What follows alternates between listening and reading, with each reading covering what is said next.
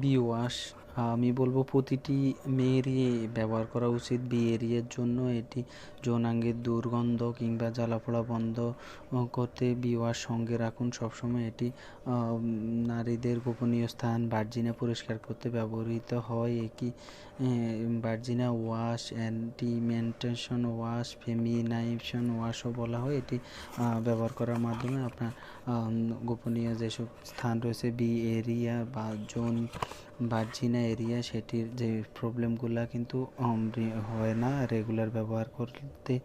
এটি খুবই স্বাস্থ্যসম্মত এবং কোনো প্রকার আর